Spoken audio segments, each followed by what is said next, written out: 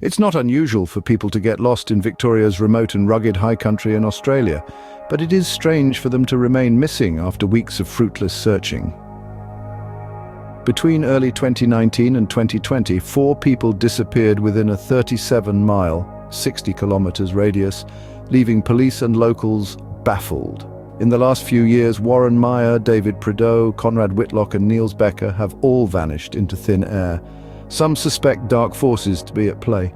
Is it misadventure? A rogue bushman intent on scaring off trespassers? A serial killer, or something altogether weirder? Could an Australian boogeyman really be involved in all these cases? The mysterious disappearances of campers and secret lovers, Russell Hill and Carol Clay, were finally solved in 2021 with the discovery of remains. A man was arrested and is currently awaiting trial for their alleged murders. Whatever the cause of the mystery, Wanangata Valley in Victoria has become a dark tourism attraction.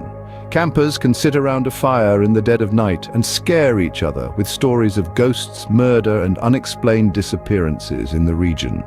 The area lies in the dense bushland between the popular ski resorts of Mount Buller and Mount Hotham.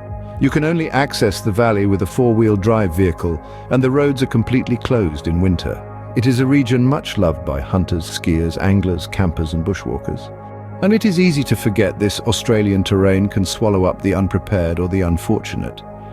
In recent years, there have been experienced hunters, well-equipped bushwalkers, campers and day trippers who have disappeared without a trace, often in completely unexplained and mysterious circumstances. Locals speculate about a regular visitor who disappears into the mountains for months, known as Buttons or the Button Man. He is a rugged, expert bushman who earned his nickname from his habit of using deer antlers to make buttons and create large plugs for his ear piercings. He is reported to camp on the side of a remote mountain that lets him see anyone approaching. He uses snares to catch deer and hunts with expertly crafted indigenous-style spears, which the Aborigines have used for generations.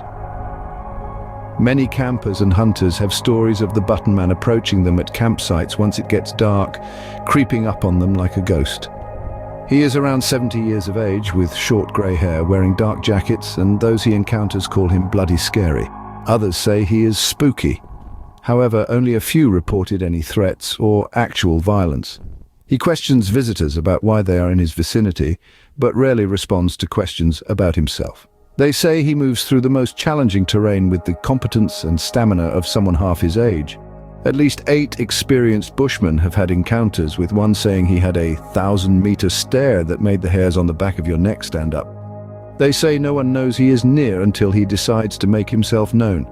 Disturbingly, a wildlife photographer spent days taking shots near the Button Man's camp. When he returned home and downloaded his photos to his computer, there was one unexplained shot of the photographer asleep inside his tent. No one knows who took the shot.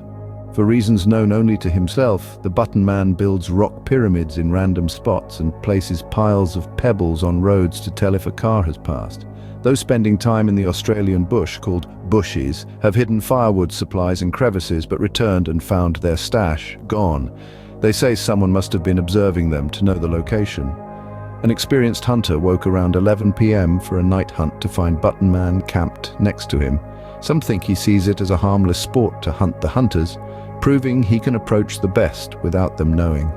Police from the Missing Persons Squad have heard these stories too. Search and rescue police hiked into a remote area near King Billy Track to locate the mysterious character at his base, perched on a high point in the Alpine National Park. Eventually, the man who prefers his own company decided he would talk.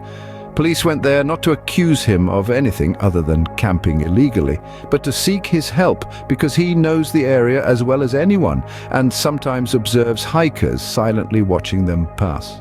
Meanwhile, there are sporadic sightings of the Button Man wandering in the nearby town of Mansfield to buy supplies or in the bush. He is a unique character who is highly resourceful, slightly possessive of the area he sees as his patch and usually only seen when he wants to be seen.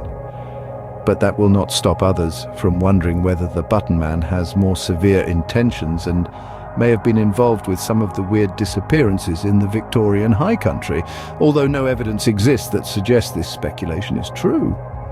Read more at Strange Outdoors about this story.